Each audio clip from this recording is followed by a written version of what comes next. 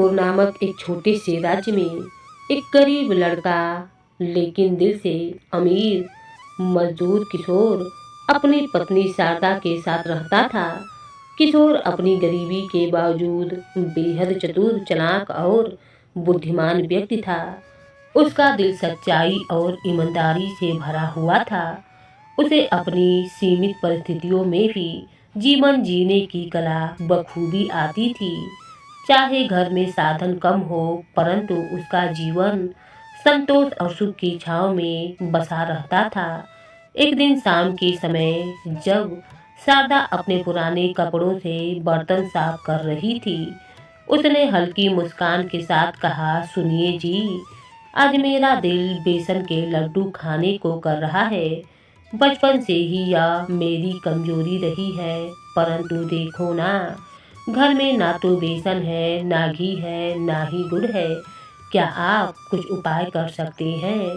अगर यह सब आ जाए तो हम दोनों साथ बैठकर बेसन के लड्डू खा सकते हैं। किशोर ने शारदा की बात ध्यान से सुनी। उसकी आंखों में पत्नी की खुशी के लिए कुछ भी कर गुजरने की चमक थी। उसने मुस्कुराते हुए कहा, चिंता मत करो भाग्यवान, तुम्हारी यह छोटी सी ख्वाहिश पूरी करना मेरा कर्तव्य है। मैं अभी बाजार जाता हूँ और सारी चीजें लेकर आता हूँ। तुम बस लड्डू बनाने की तैयारी करो। किशोर ने अपनी बात कही और बाहर की ओर निकल पड़ा। बाजार की ओर चल दिया। उसके मन में अपनी पत्नी की मुस्कान को देखने की चाह थी। थोड़ी देर तक बाजार की ओर चलते चलते किशोर के मन में एक विचार कौंधा। उसने रुककर अपने कदमों को थोड़ी देर तक थमा दिया और आसमान की ओर देखा। हल्की सी उदासी उसके चेहरे पर झलकने लगी। वह मन ही मन भगवान से कहने लगा, हे प्रभु, मैंने तो अपनी पत्नी से बड़े विश्वास के साथ कह दिया कि मैं बेसन घी और गुड़ लेकर आता हूँ, लेकिन अब सोच रहा हूँ कि यह सब कैसे लाऊं। मेरे पास तो 1 रुपया भी नहीं है। क्या मेरी कोशिश रंग लाएगी? किशोर का मन दुविधा में पड़ गया, परंतु जल्दी ही उसने अपनी परेशानी का हल सोच लिया। उसने खुद को दिलासा देते हुए कहा, ठीक है, इस मुश्किल समय में मैं अपने सबसे अच्छे दोस्त के पास चला जाता हूँ। क्या पता वह मुझे कुछ पैसे उधार दे दे।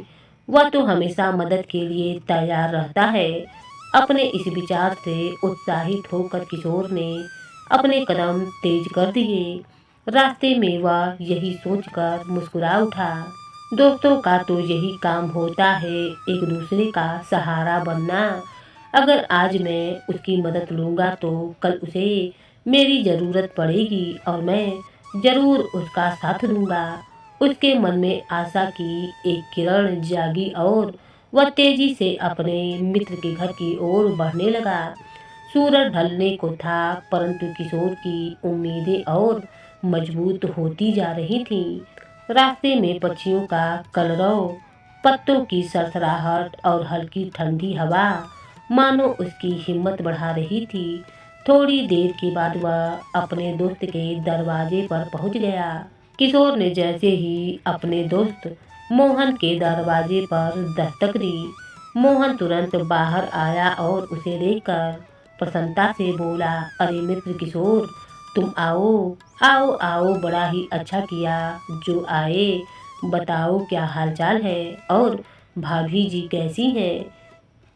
किशोर ने मुस्कुराते हुए कहा, भाई मैं तो ठीक हूँ और भाभी भी भगवान की कृपा से अच्छी हैं, लेकिन आज मैं तुमसे एक खास काम से मिलने आया हूँ। मोहन ने उत्सुकता से पूछा, अरे ऐसी क्या बात है जो तुम्हें अचानक यहाँ पर आना पड़ा?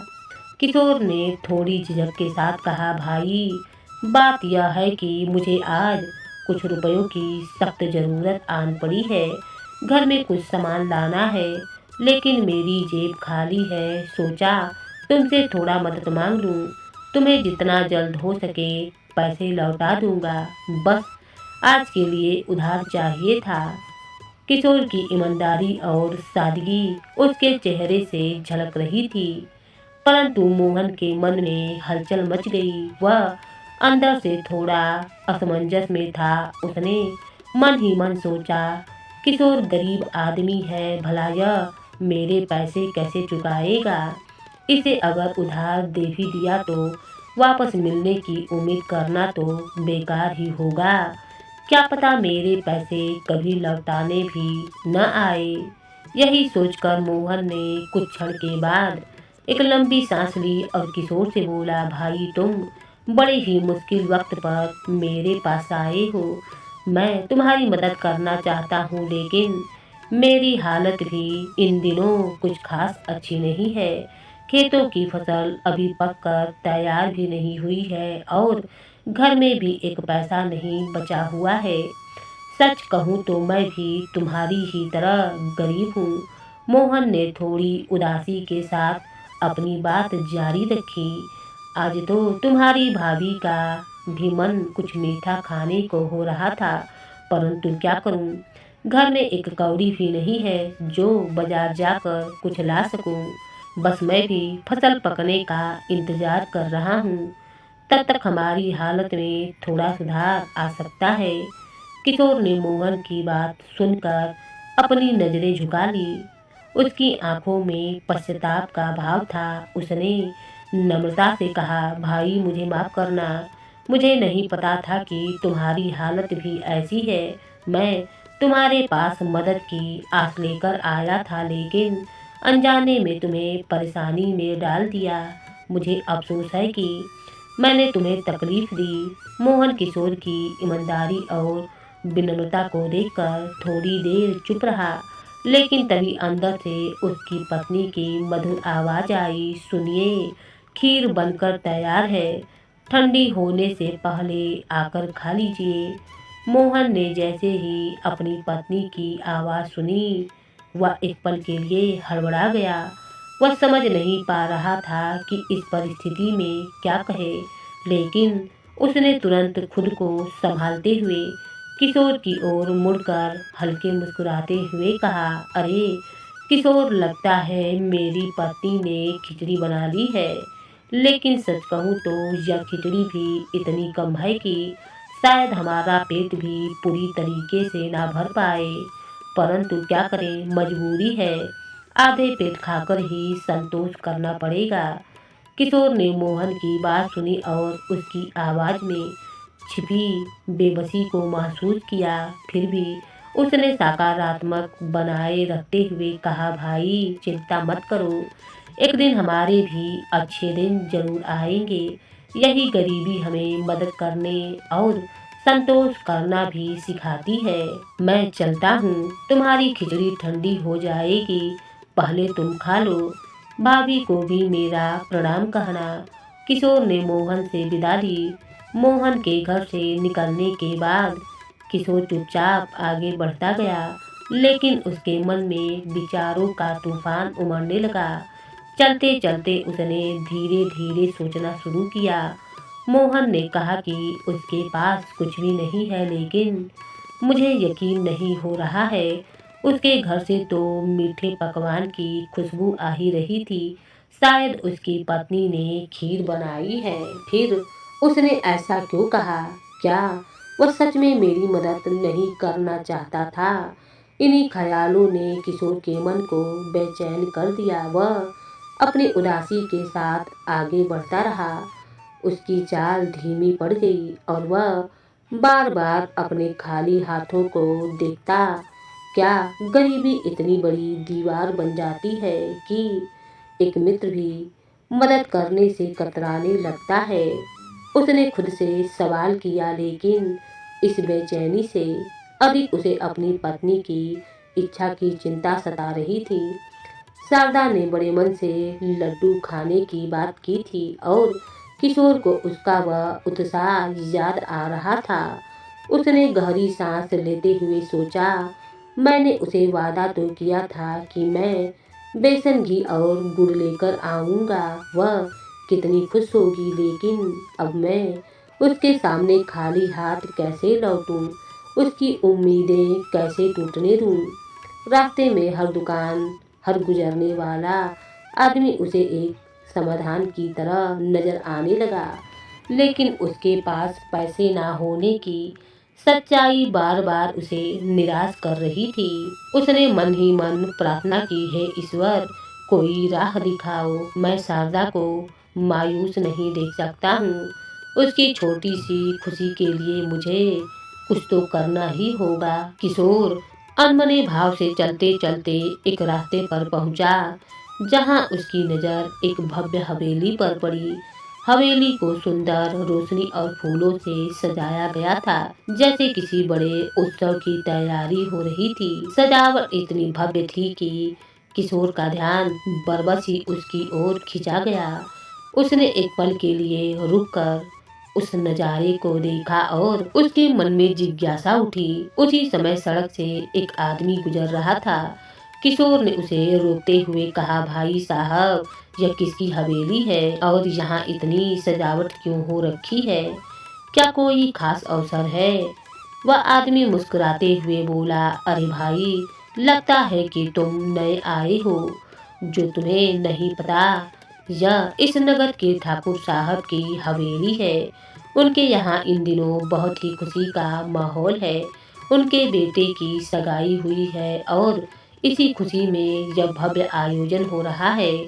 3 दिन से पूजा पाठ चल रहा है और कल पूजा समाप्त होने के बाद पूरे गांव के लिए भंडारा रखा गया है। हर किसी को दावत का न्योता दिया गया है। ठाकुर साहब के यहाँ दावत में तो स्वादिष्ट पकवानों की भरमार रहती है। पूरा गांव कल यहाँ जुटेगा। किशोर ने इस बात को ध्यान से सुना। एक पल के लिए उसकी सोचने की गति तेज हो गई। ठाकुर साहब की दावत, कल पूरा गांव यहाँ होगा। उसने मन ही मन सोचा। फिर उसने अपनी जिज्ञासा को छुपाते हुए कहा, अच्छा चलो ठीक है, यह तो बहुत ही बड़ी खुशी की बात है। खैर, मुझे अपने खेतों की तरफ जाना है। धन्यवाद भाई, जो तुमने मुझे यह सब बताया। उस आदमी ने सिर हिलाया और अपनी राह पर बढ़ गया। किशोर भी आगे बढ़ने लगा, लेकिन अब उसके मन में ठाकुर साहब की दावत और उस भंडारे की बात घूम रही थी। क्या यह मेरी समस्या का हल हो सकता है? उसका मन बेचैन था। उसने खुद से कहा, भंडारा तो कल है, लेकिन मेरी पत्नी की इच्छा तो आज पूरी करनी है। वह बेसन के लड्डू खाने की बात कितने उत्साह से कर रही थी। क्या करूं? कुछ तो उपाय सोचना ही पड़ेगा। वह रास्ते पर चलते चलते गहरी सोच में डूब गया। उसके दिमाग में विचारों का मंथन चलने लगा। अगर पैसे नहीं है तो क्या कोई और तरीका हो सकता है? कोई ऐसा तरीका जिससे बिना पैसे के भी मेरी समस्या हल हो जाए। कुछ देर विचार करते करते अचानक उसके चेहरे पर मुस्कान खिल उठी। उसे एक तरकीब सूझ गई। उसकी चाल अब तेज हो गई और उसके मन में आशा का संचार होने लगा। हाँ, यही सही रहेगा, उसने अपने आप से कहा। किशोर ने अपने कदम बाजार की ओर मोड़ लिए। बाजार की भीड़ और हलचल के बीच वह तेजी से चलता हुआ एक बेसन के व्यापारी की दुकान पर जा पहुंचा। दुकान में बड़े बड़े कट्टे और बोरियां करीने से सजी हुई थीं। किशोर ने व्यापारी को देखकर विनम्रता से कहा, राम राम सेठ जी, कैसे हैं आप? व्यापारी ने मुस्कुराते हुए जवाब दिया, राम राम भाई, मैं तो ठीक हूँ, तुम कौन हो और कहाँ से आए हो? किशोर ने विनम्रता से कहा, सेठ जी, मैं पास के गांव से आया हूँ। आपके गोदाम में यह सारा बेसन देखकर एक सवाल मन में आया है। आपके यहाँ बेसन की कुल कितनी बोरियां होंगी? व्यापारी ने उसकी बात पर थोड़ी हैरानी जताई और उसे ध्यान से देखा। तुम यह क्यों पूछ रहे हो भाई? तुम्हें बेसन चाहिए या कुछ और? किशोर ने हल्की मुस्कान के साथ जवाब देने की तैयारी की।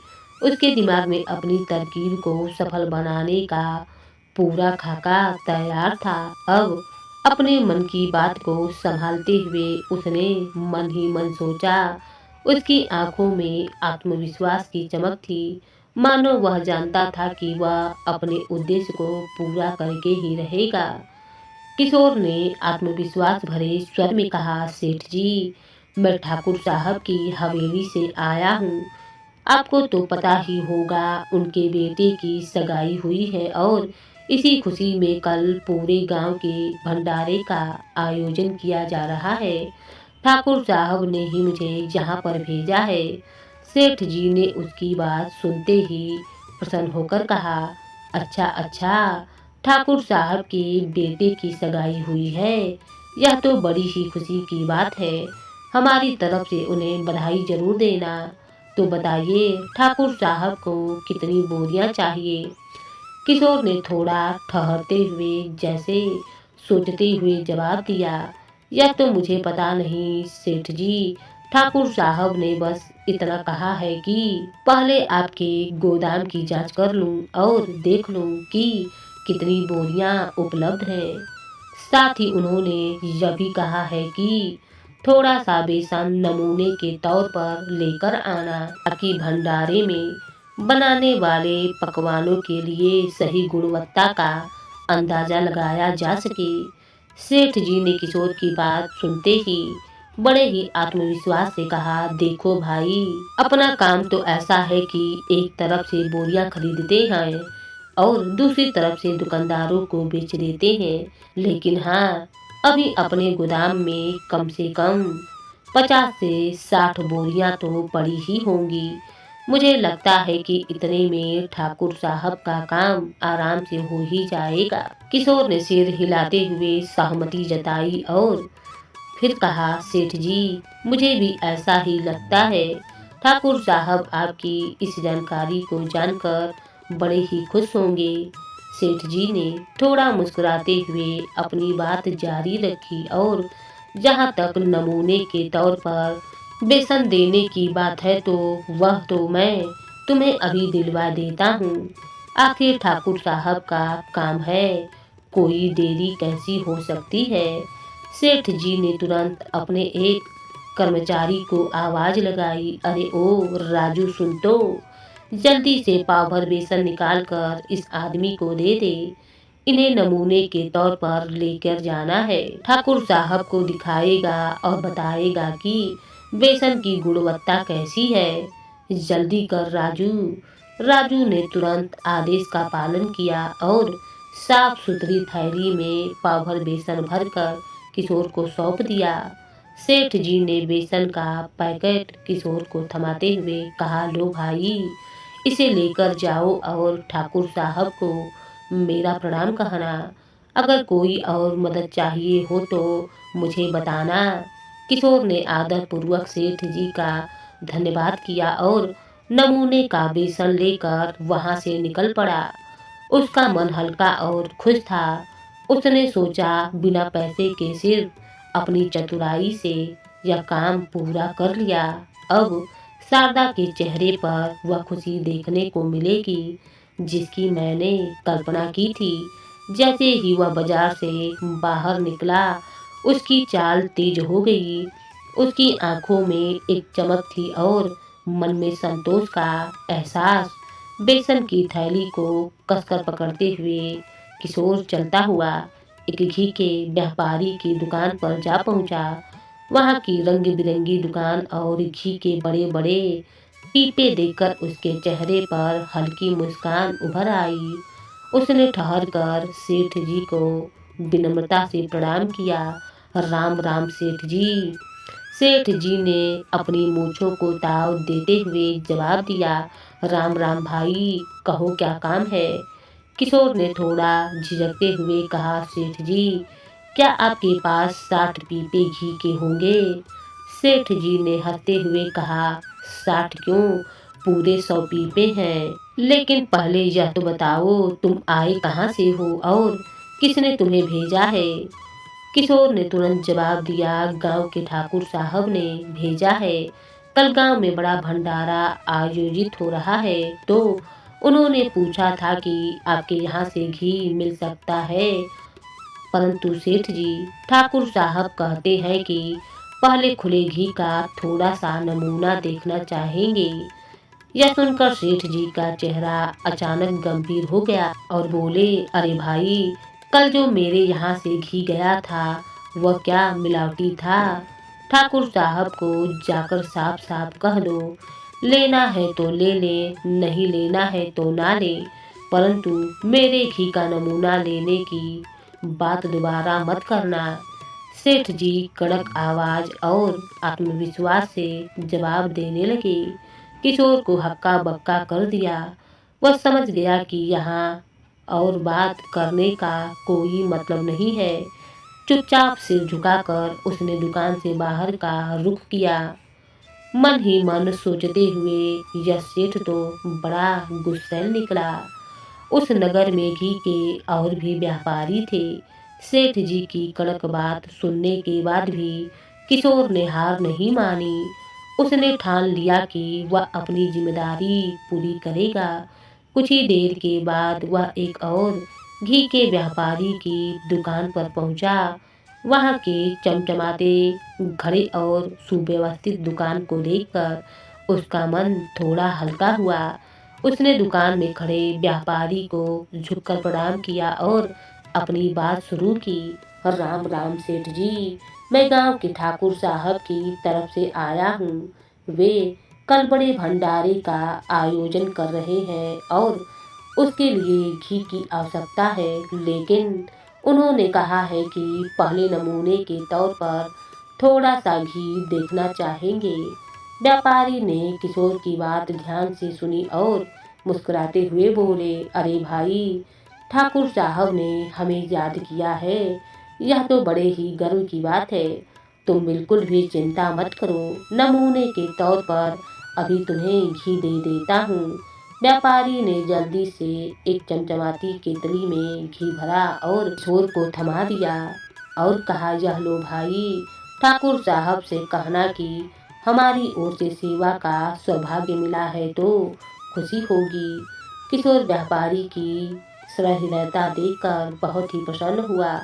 उसने धन्यवाद दिया और बड़े उत्साह के साथ घी लेकर आगे बढ़ा। चंद कदम चलते चलते उसकी नज़र एक गुड़ के व्यापारी की दुकान पर पड़ गई। उसने सोचा, बेसन के लड्डू बनाने के लिए शारदा को गुड़ भी तो चाहिए होगा, क्यों न यहाँ से भी पूछ लिया जाए। वह दुकान पर पहुंचा और बड़े अदब से बोला, राम राम सेठ जी, मैं ठाकुर साहब की तरफ से आया हूँ।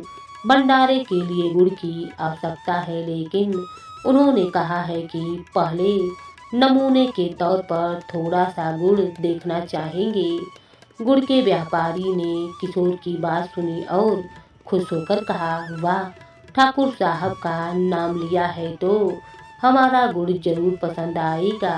यह लो, नमूने के लिए एक डरी गुड़, और यह हमारा सबसे अच्छा गुड़ है। इसे ठाकुर साहब तक जल्दी से जल्दी पहुंचाओ और फिर वापस आकर बताना कि कितनी बोरियां चाहिए होंगी। व्यापारी की बातों और उसकी उदारता ने किशोर को और भी खुश कर दिया। उसने गुड़ की डेली को संभालते हुए धन्यवाद कहा और खुशी खुशी वहां से चल पड़ा। उसके चेहरे पर एक संतोष और उत्साह झलक रहा था, क्योंकि अब लड्डू बनाने का सारा सामान उसके पास इकट्ठा हो चुका था। घी, गुड़ और बाकी जरूरी चीजें उसकी चाल में अब थकावट की जगह एक संतोष भरी तेजी थी। जैसे जैसे शाम करीब आ रही थी, किशोर के मन में घर पहुंचने की बेताबी भी बढ़ती जा रही थी। शाम के हल्के सुनहरे उजाले में जब किशोर अपने घर पहुंचा तो उसकी पत्नी शारदा आंगन में बैठी थी। उसे देखकर वह मुस्कुराई और बोली, अरे आप आ गए, सारा दिन कहाँ गायब थे। किशोर ने मुस्कुराते हुए सिर पर बांधा अंगूछा उतारा और सामान को सामने निकालते हुए बोला, यह लो, देखो मैं सारा सामान ले आया हूँ। गुड़, घी, बेसन, तुम्हारे मन की बात भला मैं कैसे अनसुनी कर सकता हूँ। थैले में झांककर देखा और खुशी से आंखें चमक उठी। वह आश्चर्य और खुशी से बोली, आप तो सचमुच सारा सामान ले आए हैं। मैं तो सोच रही थी कि यह सब बस मेरे मन की बात बनकर ही रह जाएगी, लेकिन आपने तो मेरा दिल ही जीत लिया। चलिए अब देर किस बात की, मैं झटपट लड्डू बना देती हूँ। किशोर ने हंसते हुए कहा, ठीक है, लेकिन लड्डुओं की खुशबू मुझे कितन लेकिन लड्डुओं की खुशबू मुझे किचन तक खींच लाई तो दोष मत लेना। शारदा ने हंसकर सिर हिलाया और फुर्ती से रसोई की तरफ बढ़ गई। उसने बड़े मन से काम शुरू किया। गुड़ की मिठास और घी की सुगंध पूरे घर में फैलने लगी। चूल्हे पर पकते गुड़ और घी की सौंधी खुशबू ने पूरे माहौल को ही खास बना दिया। कुछ ही देर में शारदा ने सुगठित और स्वादिष्ट लड्डू बनाकर तैयार कर दिए। उनकी चमक और आकार देखकर लगता था कि यह लड्डू किसी बड़े भोग के लिए बने हों। जब किशोर ने लड्डू देखे तो उसकी आंखों में गर्व झलक उठा। संयोगवश उसी रात राज्य के राजा सूर्यवीर सिंह भी भेष बदलकर अपने राज्य की जनता का हालचाल जानने के लिए घूम रहे थे।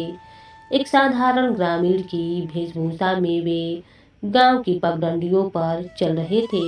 उनके मन में उत्सुकता थी कि अपने प्रजाजनों के जीवन को करीब से देखा जाए। चलते चलते उनकी नज़र एक छोटी सी झोपड़ी पर पड़ी तो अंदर से हल्की हल्की रोशनी से जगमगा रही थी। हवा में उन्हें भीतर से आती ताजे लड्डुओं की मीठी खुशबू ने रुकने पर मजबूर कर दिया।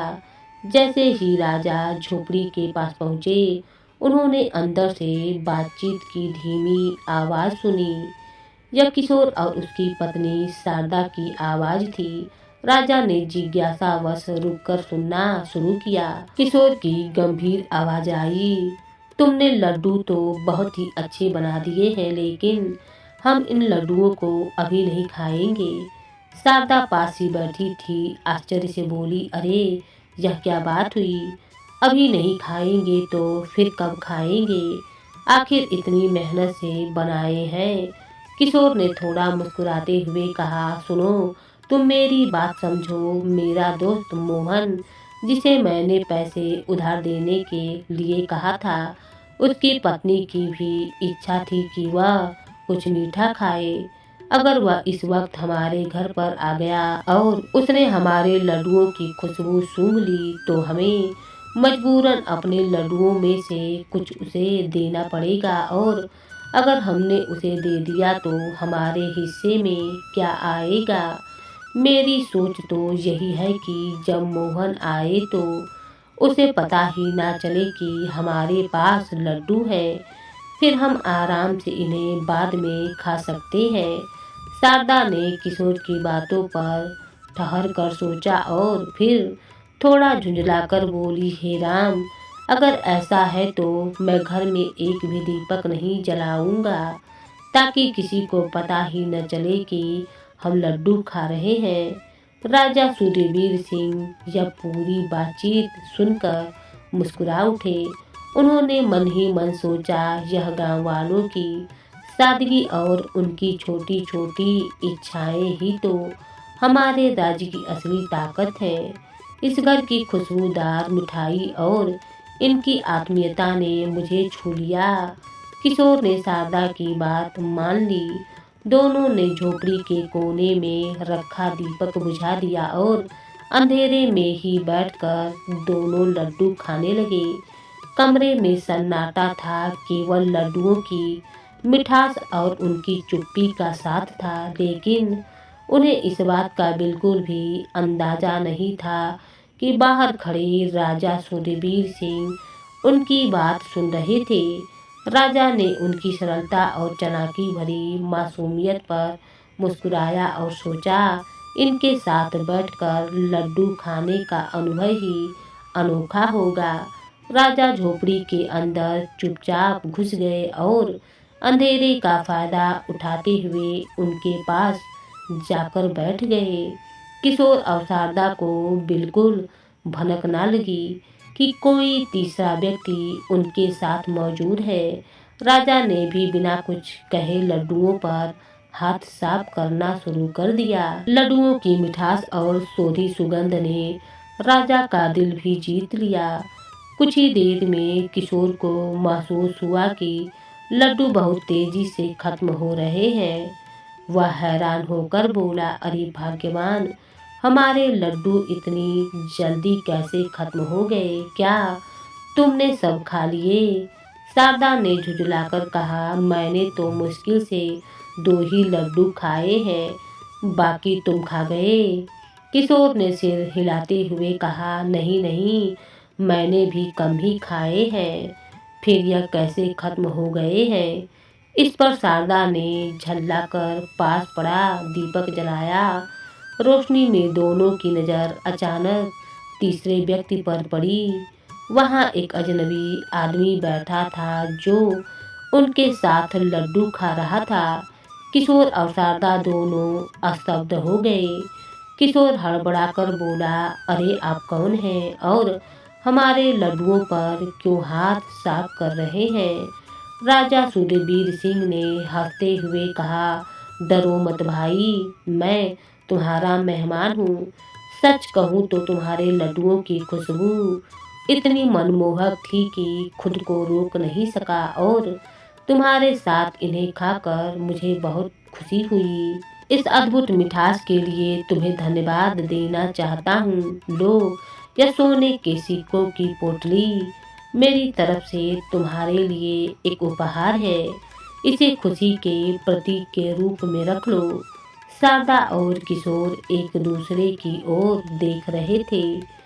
अब तक स्थिति पूरी तरीके से समझ में भी नहीं आई थी, लेकिन राजा की आत्मीयता भरी मुस्कान ने उनके डर को थोड़ा कम कर दिया था। राजा ने आगे कहा, तुम्हारे लड्डू सिर्फ स्वादिष्ट नहीं बल्कि उनमें तुम्हारे प्रेम और मेहनत की मिठास भी थी और यही मुझे तुम्हारे पास खींच लाई थी। किशोर ने पोटली को देखा लेकिन तुरंत ही विनम्रता से जवाब दिया, नहीं नहीं भाई, तुमने खुद कहा कि तुम हमारे मेहमान हो और मेहमान को खिलाने के लिए कीमत नहीं ली जाती है। यह हमारे संस्कारों में नहीं है। परंतु दुख इस बात का है कि तुमने लड्डू चुपचाप खा लिए। अब मेरी पत्नी के लिए लड्डू कम पड़ गए हैं। किशोर ने गहरी सांस ली, अपनी बात जारी रखी, जानते हो, मैं इन लड्डुओं के लिए सारा सामान बड़ी ही मुश्किल से जुटा पाया था। मैं अपने दोस्त से उधार मांगने गया था, परंतु जब वहां से कोई मदद ना मिली तो घी और गुड़ के लिए कई दुकानों पर गया और सब कुछ इकट्ठा करने में पूरा दिन बीत गया। यह लड्डू केवल मिठाई नहीं बल्कि मेरी मेहनत और अपनी पत्नी के लिए मेरा प्यार है। अब सोच रहा हूँ उसने तो बस 2 ही खाए हैं, बाकी तुम्हारे हिस्से के कारण कम पड़ गए। यह सुनकर राजा सूर्यवीर सिंह थोड़ा अचंभित हुए। उन्होंने सोचा कि यह व्यक्ति कितना निस्वार्थ और मेहनती है। फिर गंभीर स्वर में बोले, अच्छा तो बताओ, तुमने यह सारा सामान कैसे इकट्ठा किया था? कौन कौन सी कठिनाइयों का सामना करना पड़ा? किशोर ने राजा सूर्यवीर के सवालों पर ठहर कर गहरी सांस ली और बिना किसी झूठ या झिझक के राजा को पूरी कहानी सुना दी। उसने बताया कि कैसे वह पहले घी के व्यापारी के पास गया जहां उसे दुत्कारा गया, फिर कैसे दूसरे व्यापारी ने दिल खोलकर उसकी मदद की, कैसे उसने दिन भर की कड़ी मेहनत और संघर्ष से लड्डू बनाने के लिए घी, गुड़ और बेसन का इंतजाम किया था। उसने गुड़ और बाकी सामान जुटाने के अपने सभी प्रयासों को ईमानदारी से राजा के सामने रख दिया और अब किशोर ने उदास स्वर में कहा, यह सारा सामान भी खत्म हो चुका है। हमारे पास और कुछ भी बचा नहीं है, इसीलिए अब और लड्डू नहीं बनाए जा सकते हैं। मैंने तो यह लड्डू अपनी पत्नी की छोटी सी खुशी के लिए बनवाए थे, लेकिन अब उसकी आवाज धीरे धीरे थम हो गई। यह सुनकर राजा सुरवीर सिंह थोड़े शर्मिंदा महसूस करने लगे। वे गहरी सोच में डूब गए और फिर बोले, ओ तो ऐसी बात है, मुझे माफ करना मेरे मित्र। मजाक मजाक में मैं तुम्हारे और तुम्हारी पत्नी की खुशी में बाधक बन गया। मैंने लड्डू खा तो लिए, लेकिन तुम्हारी मेहनत और प्यार को नहीं समझ पाया। कुछ देर तक राजा शांत रहे, फिर उन्होंने बात आगे बढ़ाई। तुम स्वर्ण मुद्राएं लेने से इनकार कर रहे हो और यही तुम्हारी ईमानदारी और सादगी को दर्शाता है, लेकिन सुनो, मैंने तुम्हें मित्र कहा है और एक मित्र की बात को मानना भी तो जरूरी है। मेरी एक बात मान लो, सुबह तुम हमारे राजा सूरवीर सिंह के दरबार में जरूर जाना। मैं विश्वास दिलाता हूँ कि वे तुम्हारी सहायता अवश्य करेंगे। किशोर और शारदा राजा की बात सुनकर चौंक गए। किशोर ने झिझकते हुए कहा, राजा के दरबार में, लेकिन वहां जाकर मैं क्या कहूँगा और क्या कोई मेरी बात सुनेगा भी? राजा मुस्कुराए और बोले, डरो मत राजा सुरवीर सिंह ऐसे व्यक्ति हैं जो अपनी प्रजा की हर छोटी बड़ी समस्या को सुनते हैं। वह तुम्हारे जैसे सच्चे और मेहनती इंसान की मदद जरूर करेंगे। बस तुम वहां पर जाना और बिल्कुल सही सही अपनी कहानी कहना। राजा ने यह कहते हुए किशोर के कंधे पर हाथ रखा और एक गहरी नजर से उसे देखा, फिर बिना और कुछ कहे वे वहां से चले गए। किशोर और शारदा राजा के शब्दों को लेकर उलझन में थे।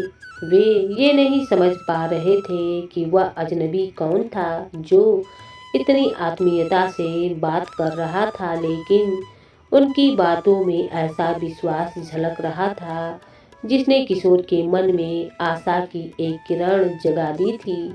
उस रात किशोर और शारदा ने दरबार जाने का निश्चय किया, यही सोचते हुए कि शायद उनके संघर्ष का फल उन्हें राजा के दरबार में ही मिलेगा।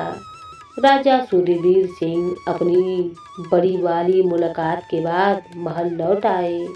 उनके मन में किशोर और शारदा की सादगी और संघर्ष की छवि बार बार उभर रही थी। अपने शाही कक्ष में पहुंचते ही उन्होंने राजवस्त्र धारण किए और दरबार के एक प्रमुख पहरेदार को बुलाकर आदेश दिया, सुनो, कल एक गरीब आदमी महल में आएगा। उसका नाम किशोर है। जब वह आए तो उसे बिना किसी रोक टोक के और पूरे सम्मान के साथ मेरे सामने लाया जाए। पहरेदार ने सिर झुकाकर कहा, जो आज्ञा महाराज।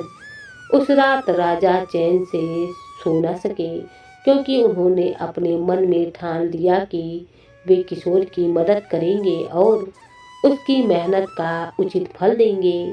सूरज की पहली किरण के साथ ही शारदा ने अपने पति किशोर को धीरे से जगाया। उठिए, सुनिए, आज आपको राजा के पास जाना है।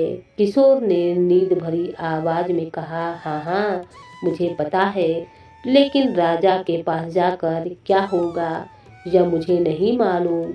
शारदा ने ठंडी सांस ली, लेकिन फिर तुरंत मुस्कुराते हुए बोली, चिंता मत कीजिए, महाराज के पास पहले जाइए तो जैसा होगा देखा जाएगा। आपकी सच्चाई और मेहनत ही आपके सबसे बड़े उपकार हैं। राजा वही देखेंगे। किशोर ने शारदा की बातों से थोड़ा हौसला पाया। उसने साधारण कपड़े पहने। शारदा ने झोपड़ी के कोने में रखे एक साफ कपड़े से उसके कपड़ों को थोड़ा और ठीक किया। फिर बोली, जाइए और हिम्मत से राजा से अपनी बात कहिएगा, भगवान सब अच्छा करेंगे। उसने मुस्कुरा कर कहा। किशोर ने झोपड़ी से निकलते हुए शारदा की तरफ देखा। उसकी आंखों में आशा और विश्वास था। वह सोच रहा था कि राजमहल का अनुभव कैसा होगा और क्या उसकी मेहनत का कोई परिणाम मिलेगा। शारदा ने जब देखा कि किशोर के पास राजमहल में ले जाने के लिए कुछ भी नहीं है तो उसे अचानक एक बात याद आई। उसने मुस्कुराते हुए कहा, अरे आप पहली बार राजमहल जा रहे हैं, वहाँ खाली हाथ जाना ठीक नहीं है। आपको महाराज के लिए कुछ लेकर जाना ही चाहिए। किशोर ने उलझन भरे स्वर में कहा, भाग्यवान हम कितने गरीब हैं, हमारे पास राजा को देने के लिए कुछ भी नहीं है। खाली हाथ जाने के सिवाय और कोई दूसरा उपाय भी नहीं है। शारदा ने तब तक सोचकर मुस्कुराते हुए कहा, अरे सुनिए, वैसे तो आपकी बात सही है कि हम इतने गरीब हैं कि राजा को देने के लिए हमारे पास भला है ही क्या, किंतु जहाँ तक एक उपहार की बात है तो परसों ही मैंने एक कबूतर पकड़ा था।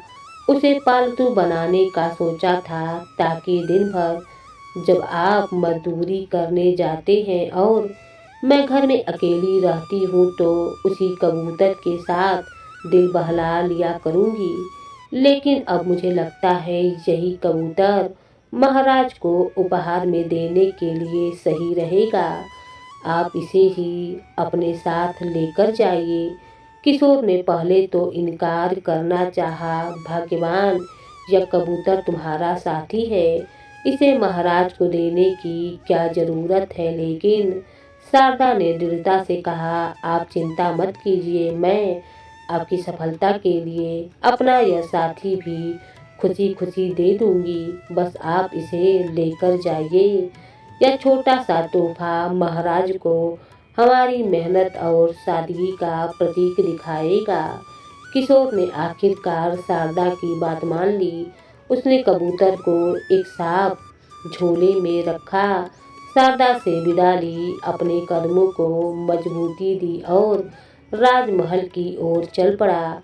उसकी चाल में अब थोड़ा आत्मविश्वास था और उसकी आंखों में उम्मीद की चमक, किंतु हर कदम के साथ उसके मन में उत्साह और डर दोनों बढ़ रहे थे। क्या राजा उसे पहचानेंगे? क्या वह अपनी बात कह पाएगा? लेकिन एक बात उसने ठान ली, वह अपनी सच्चाई के साथ राजा के सामने जाएगा और जैसा होगा उसे स्वीकार करेगा। उसी वक्त महल में राजा सूर्यवीर सिंह अपने सिंहासन पर बैठे थे। वे किशोर की सादगी और संघर्ष की कहानी को याद करके मुस्कुरा रहे थे। तभी एक पहरेदार तेजी से अंदर आया और झुककर बोला, महाराज की जय हो। शाहपुरा के राजा का दूत आपसे भेंट करना चाहता है। राजा ने गंभीरता से कहा, उसे तुरंत मेरे सामने पेश करो। पहरेदार ने सिर झुकाकर आज्ञा का पालन किया और दूत को महल के दरबार में ले आया। कुछ ही क्षणों में एक ऊंचे कद के आत्मविश्वास भरे हुए व्यक्ति ने दरबार में प्रवेश किया। उसने सिर झुकाकर आदर पूर्वक कहा, महाराज की जय हो। मेरा नाम महेश है, मैं शाहपुरा के राजा का दूत हूँ। मेरे महाराज ने आपके लिए एक संदेशा भेजा है। राजा ने उत्सुकता से कहा, बताओ तुम्हारे महाराज ने हमें क्या संदेशा भेजा है। महेश ने गंभीर स्वर में कहा, महाराज यह संदेश साधारण नहीं है, यह एक सांकेतिक संदेश है। इसे समझने के लिए आपको अपनी बुद्धिमत्ता का उपयोग करना होगा और इसका उत्तर भी देना होगा। यह सुनकर दरबार में सन्नाटा छा गया। राजा सूर्यवीर सिंह थोड़े आश्चर्यचकित हुए, लेकिन उन्होंने आत्मविश्वास से कहा, ठीक है, प्रस्तुत करो अपने राजा का संदेश। महेश ने अपने साथ लाए कपड़े से फर्श पर एक गोल घेरा बना दिया। फिर उसने अपने थैली से गेहूं के दाने निकाले और उस घेरे के चारों ओर फैला दिए। यह करते हुए उसने कहा, महाराज यही संदेश है। अब आप सोचिए और बताइए कि आप इसका क्या उत्तर देना चाहते हैं। दरबार में मौजूद सभी दरबारी चौंक कर उस दृश्य को देखने लगे।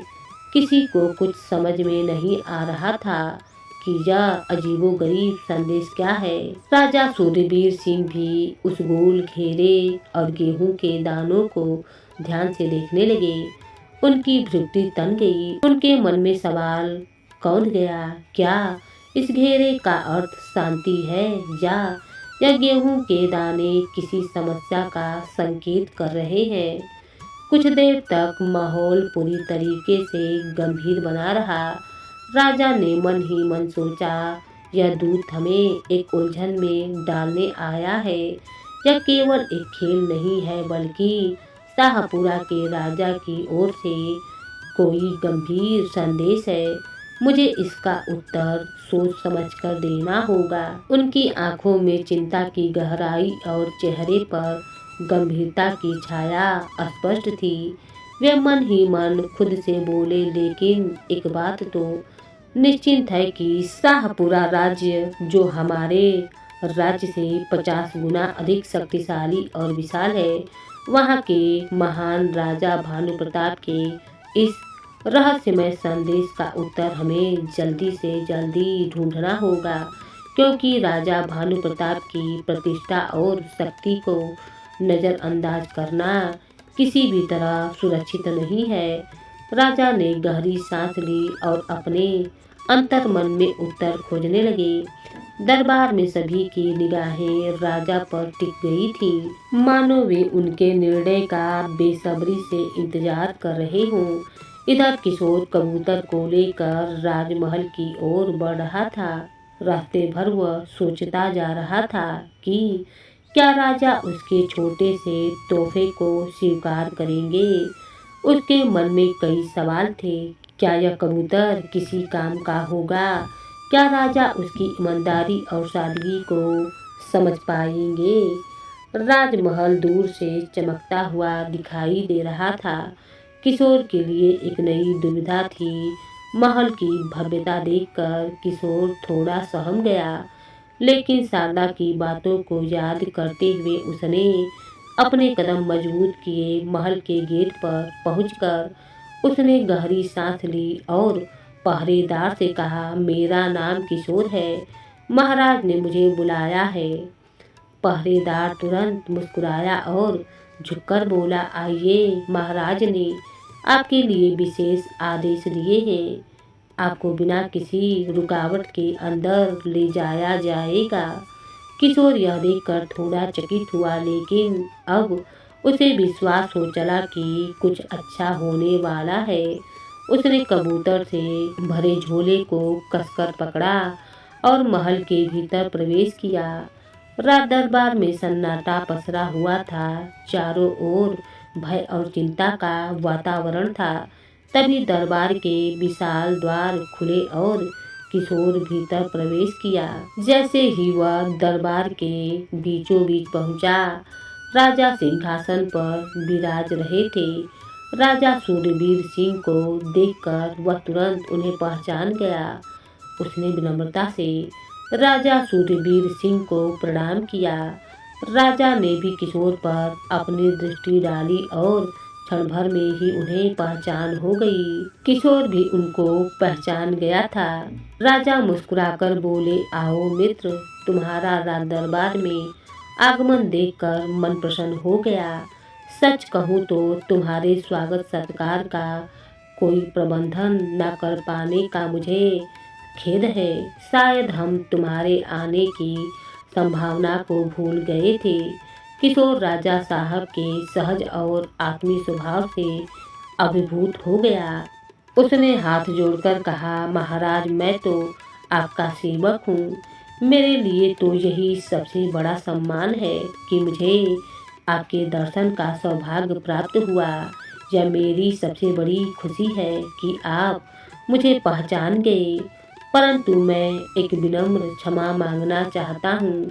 कल रात जब आप मेरे घर पधारे थे तो मैं आपको पहचान नहीं पाया था। यदि मेरी अज्ञानता के कारण मुझसे कोई भूल हुई हो तो कृपया मुझे नादान समझकर क्षमा कर दें। राजा सूर्यवीर सिंह किशोर की विनम्रता और उसकी सादगी से अभिभूत हो उठे। वे स्नेह भरे स्वर में बोले, अरे माफी की क्या बात है मित्र, उल्टे हमें तुमसे क्षमा मांगना चाहिए। एक राजा होकर भी हम अनजाने में तुम्हारी और तुम्हारी पत्नी की इच्छा में बाधा बने, यह हमारा दोष है। किशोर उनकी बातों को सुनकर थोड़ा सकुचा, लेकिन उसकी आंखों में राजा के लिए आदर और भी बढ़ गया। सभी लोग राज दरबार में उपस्थित उनकी बातें सुन रहे थे, लेकिन समझ नहीं पा रहे थे। राजा और किशोर के बीच यह बातचीत एक रहस्य धागे की तरह लग रही थी, जिसका सिरा किसी को नजर नहीं आ रहा था। कुछ समय तक राजा और किशोर के बीच इसी तरह बातचीत चलती रही। किशोर ध्यान से राजा सूर्यवीर के चेहरे के भावों को देख रहा था। उसे ऐसा प्रतीत हुआ जैसे राजा के हृदय पर कोई भारी बोझा है। किशोर ने आखिर साहस जुटाकर कहा, महाराज मुझे क्षमा कीजिएगा, परंतु आपके चेहरे को देखकर ऐसा लगता है कि आप किसी गहरी परेशानी में हैं। अगर यह उचित लगे तो कृपया मुझे अपनी समस्या बताइए। मैं छोटा आदमी हूँ, लेकिन आपकी मदद करने का प्रयास अवश्य करूँगा। राजा सूर्यवीर सिंह ने किशोर की ओर देखा। उसकी आंखों में सच्चाई और निस्वार्थ भाव स्पष्ट झलक रही थी। एक पल के लिए राजा ने सोचा, क्या इस ग्रामीण को अपनी समस्या बताना उचित होगा। फिर उसके मन में यह विचार आया कि शायद बात साझा करने से कोई मार्ग निकल ही आए। उन्होंने कहा, तुम्हारे विश्वास और सच्चे मन ने मुझे यह कहने का साहस दिया है। दरअसल शाहपुरा राज्य, जो हमारी शक्ति और सीमा से बहुत बड़ा और शक्तिशाली है, वहाँ के राजा भानु प्रताप ने हमें एक ऐसा संदेश भेजा है जिसका अर्थ समझ पाना कठिन है। यह संदेश न केवल रहस्यमयी है, बल्कि हमें आशंका है कि इसके पीछे कोई बड़ा संकट छिपा हुआ है। हमारे महामंत्री और दरबार के विद्वान भी इस संदेश का मर्म नहीं समझ पा रहे हैं। इसी चिंता ने हमारे मन को विचलित कर दिया है। राजा की बात सुनकर किशोर ने राजा सूर्यवीर सिंह की चिंता भरी आंखों को देखा और एक गहरी मुस्कान के साथ कहा, तो महाराज, शाहपुरा के राजा भानु प्रताप का पैगाम ही आपको परेशान कर रखा है। यदि आप अनुमति दे तो मैं इसका उत्तर देने का प्रयास कर सकता हूँ। राजा सूर्यवीर सिंह ने आश्चर्य से कहा, तुम ऐसा कर सको तो यह हम पर बड़ा उपकार होगा। इस संदेह का रहस्य हल करना हमारे राज्य के लिए अत्यंत महत्वपूर्ण है। राज दरबार में उपस्थित सभी लोग किशोर की प्रतिक्रिया का इंतजार करने लगे।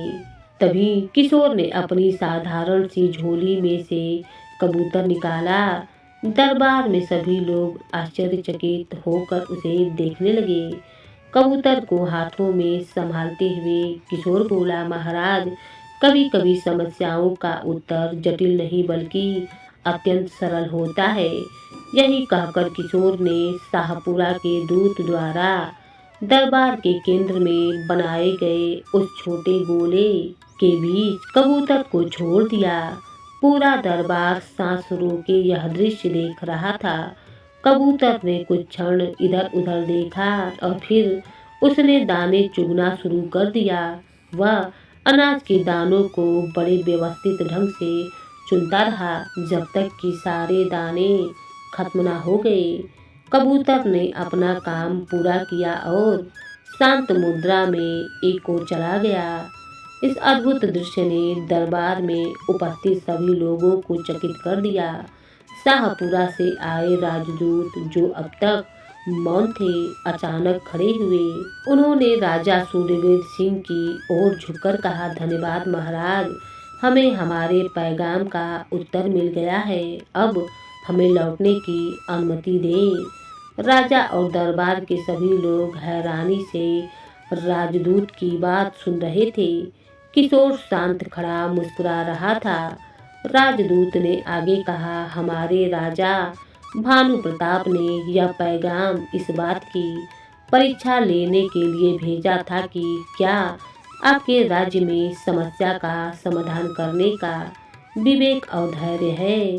यह कबूतर और अनाज का प्रयोग ही इस बात का प्रमाण है कि आपके राज्य में बुद्धिमत्ता और सादगी का सामंजस्य है। मैं इस उत्तर को लेकर अपने महाराज के पास लौटूंगा। दूत के चले जाने के बाद दरबार में सन्नाटा था, परंतु राजा सुरवीर सिंह के चेहरे पर असंतोष और प्रसन्नता का भाव था। उन्होंने किशोर की ओर देखते हुए मुस्कुराकर कहा, किशोर, एक बात बताओ, यह कबूतर तुम अपने साथ किस उद्देश्य से लेकर आए थे। किशोर ने राजा की ओर झुककर आदर पूर्वक उत्तर दिया, महाराज, यह कबूतर मैं आपके लिए उपहार स्वरूप लाया था, किंतु मुझे अत्यंत प्रसन्नता है कि यह कबूतर आपकी समस्या का समाधान करने का एक माध्यम बन गया। किशोर ने आगे समझाते हुए कहा, असल में महाराज, यह मेरी पहली बार आपके राज दरबार में उपस्थिति थी। जब मैं घर से निकलने की तैयारी कर रहा था तो मेरी पत्नी शारदा ने मुझसे कहा, खाली हाथ महाराज के दर्शन करने जाना उचित नहीं है। कोई छोटा सा ही सही, लेकिन कुछ उपहार अवश्य लेकर जाओ। यही कहकर उसने इस कबूतर को चुना जो हमारी छत पर आकर खेलता रहता था।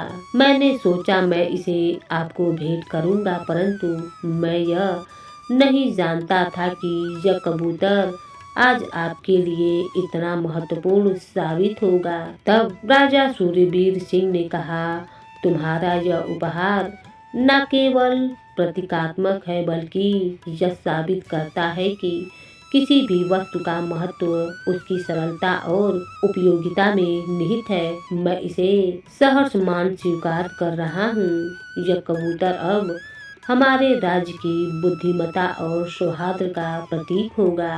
फिर राजा किशोर की ओर देखकर बोले, अब यह भी बताओ, स्पष्ट करो कि आखिर शाहपुरा के राजा भानु प्रताप के इस पैगाम का तुमने क्या अर्थ निकाला और तुमने उसे क्या उत्तर दिया।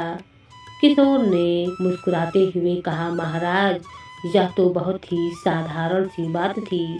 शाहपुरा के राजा ने अपने पैगाम में गोल घेरे को आपके राज्य का प्रतीक बनाया था और उसके चारों तरफ गेहूं के दाने फैलाकर यह संदेश दिया था कि उनकी सेना आपके राज्य को चारों ओर से घेर लेगी। उनका यह संकेत था कि वे आपके राज्य पर आक्रमण करने का विचार बना रहे हैं। मैंने इसका उत्तर दिया, कबूतर का उपयोग किया। मैंने कबूतर को उस घेरे के भीतर छोड़ दिया और उसने गेहूं के सारे दाने चुग लिए। इसका मतलब यह था कि हमारी सेना इतनी मजबूत और शक्तिशाली है कि वह उनकी सेना को उसी तरह नष्ट कर देगी जैसे कबूतर ने गेहूं के दाने साफ कर दिए। यह उनकी चुनौती का प्रतिकार था। लेकिन शांति और बुद्धिमत्ता के साथ राजा सूर्यवीर सिंह यह सुनकर बेहद प्रसन्न हुए। उन्होंने प्रसन्नता पूर्वक कहा, किशोर, तुम्हारा यह उत्तर मुझे अत्यंत प्रिय लगा। यह अत्यंत अद्भुत और प्रभावशाली था। तुमने न केवल उनकी चुनौती का उत्तर दिया, बल्कि यह भी सिद्ध कर दिया कि हमारे राज्य की ताकत केवल बल में नहीं, बल्कि बुद्धिमत्ता और सूझबूझ में भी है। साथ ही तुमने उन्हें यह स्पष्ट संदेश भी दे दिया कि हमारा राज्य उनकी किसी भी योजना का सामना करने में पूरी तरह सक्षम है। तुम्हारा यह कार्य हमारे राज्य के गौरव को ऊंचा करने वाला है। तुम्हारे जैसा विवेकपूर्ण और साहसी व्यक्ति हमारे राज्य के लिए एक अनमोल रत्न है। किशोर की बुद्धि और विवेक से प्रभावित होकर उसी क्षण राजा सूर्यवीर सिंह ने घोषणा कर दी, किशोर, तुम्हारी बुद्धिमत्ता और विवेक ने आज न केवल मेरी बल्कि पूरे राज्य की प्रतिष्ठा को बचाया है। ऐसे व्यक्ति का सम्मान करते हुए मैं तुम्हें सलाहकार राज्य का नियुक्त करता हूँ। तब राजा ने महामंत्री की ओर देखकर कहा, महामंत्री जी, किशोर के रहने के लिए एक सुंदर और भव्य भवन तैयार करवाया जाए। यह भवन हमारे राज्य के प्रति उनकी निष्ठा और योगदान का प्रतीक होगा और किसी भी प्रकार की कमी नहीं होनी चाहिए। महामंत्री ने आदर पूर्वक सिर झुकाकर कहा, जैसा आपका आदेश महाराज। किशोर यह सब सुनकर बड़ा ही खुश हुआ। उसने हाथ जोड़कर कहा, महाराज, आपने मुझ जैसे साधारण व्यक्ति को जो सम्मान और स्थान दिया है उसके लिए मैं जीवन भर आपका ऋणी रहूंगा। मैं हमेशा आपकी सेवा और राज्य की भलाई के लिए तत्पर रहूंगा। उस दिन के बाद से किशोर राजा का विश्वास पात्र सलाहकार बन गया। उसने अपनी कुशाग्र बुद्धि और तेज दिमाग से राजा के महल में अपना स्थान बना लिया। अपनी बुद्धि और समझदारी से वह काफी योग्य हो गया।